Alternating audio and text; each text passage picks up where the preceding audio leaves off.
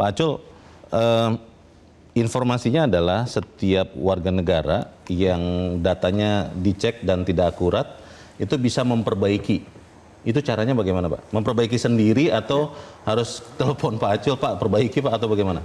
Ya, baik. Jadi sebenarnya kanal untuk partisipasi publik itu sudah kita buka sejak lama. Yang pertama, teman-teman di Kemensos itu punya aplikasi namanya Cek Bansos. Aplikasi di handphone ya? Di handphone, bisa di-install. Cek Bansos. Cek Bansos. Cek Bansos. Oke. Jadi di situ masyarakat bisa cek apakah di desil berapa, menerima bantuan sosial atau tidak, gitu ya. Itu bisa melakukan pemutakhiran dengan cara itu, melalui kanal Cek Bansos.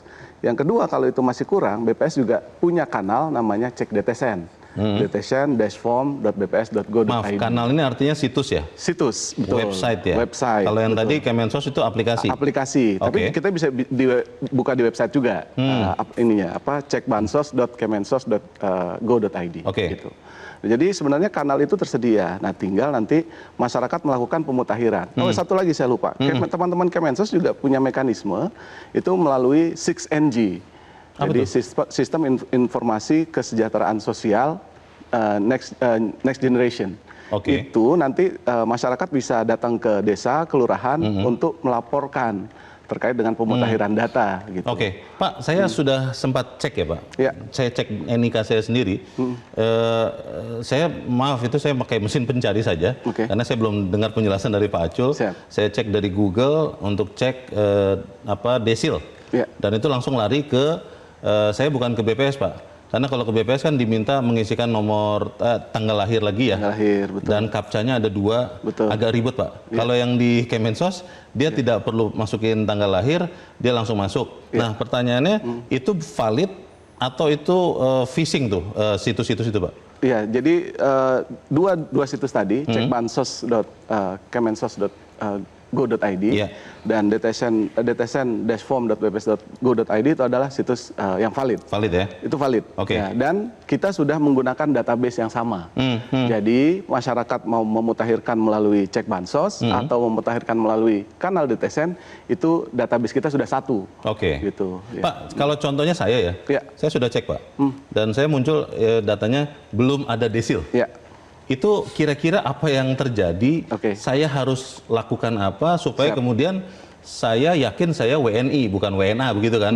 Karena WNA kan nggak ada desilnya kan? Bagaimana, tapi tercatat di DTSEN kan, Pak Leo ya? Ada, nama saya tercatat ada, di DTSEN muncul, tapi tidak ada desil. Tulisannya belum ada desil. Ya, Jadi begini, seperti tadi yang saya sampaikan, data pembentuk DTSEN itu kan ada DTKS, P3KE dan Reksosek. Untuk bisa menentukan desil seseorang butuh banyak variabel tadi. Nah, bisa jadi datanya Pak Leo itu sudah kita sinkronisasi dengan Dukcapil, tapi ada variabel-variabel yang masih belum lengkap. Belum cukup untuk mengestimasi tingkat kesejahteraannya Pak Leo. Kira-kira misalnya apa? Maka muncullah misalkan atap rumahnya, luas rumahnya. Kalau lokasi mungkin kita punya. Tapi lokasi rumahnya kondisi mungkin rumahnya kondisi rumahnya misalkan. Bertingkatkah? Luasnya berapa? Betul. Terus pembuangan sanitasinya bagaimana, sumber air minumnya dari mana. Mungkin itu yang belum tercatat sehingga masih ada memang yang sampai saat ini belum termutakhirkan sehingga desilnya belum ada. Itu saya mutakhirkannya bagaimana, Pak? Kalau misalnya katakanlah rumah gitu ya asumsinya. Itu yang saya lakukan apa? Nah, tinggal nanti masuk ke kanal tadi, salah satu Cek Bansos atau DTSEN, kanal DTSEN, nanti ada form di situ kita bisa mengisi sendiri.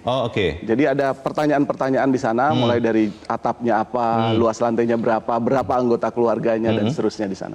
Itu saya bisa update sendiri? Bisa update sendiri. Otomatis berubah atau tunggu dari BPS? Kita akan melakukan verifikasi dulu untuk memastikan bahwa data yang diinput tidak sembarangan. Gitu. Jadi kita menjaga betul kualitas ini.